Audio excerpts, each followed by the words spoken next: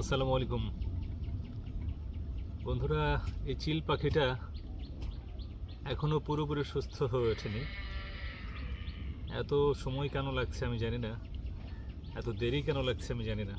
ও এখনো অনেক দুর্বল, ওর ডানার ক্ষত শুকিয়ে গেছে, কিন্তু ওর দুর্বলতা এখনো কাটেনি।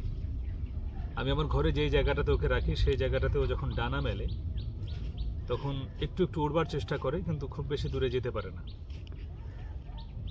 এখনও আমার সাহস হচ্ছে না ওকে আমি খোলা জায়গায় ছেড়ে দেব।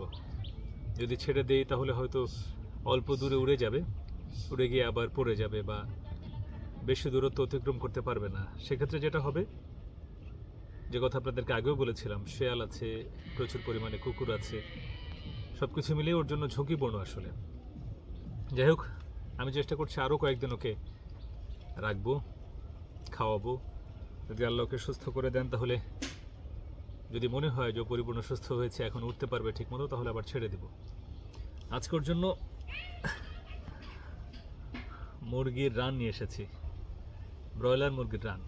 খাবা তুমি? দেখুন, ওর পেটে ক্ষুধায়, কিন্তু ওর খাবারের প্রতি আগ্রহ নেই। এই বিষয়টাই আমাকে ভাবাচ্ছে যে ওর তো খাওয়া উচিত, প্রচুর পরিমাণে খেয়ে নেওয়া উচিত। ওর সামনে খাবার দেয়া হয় ঠিকই, কিন্তু ও খায় না।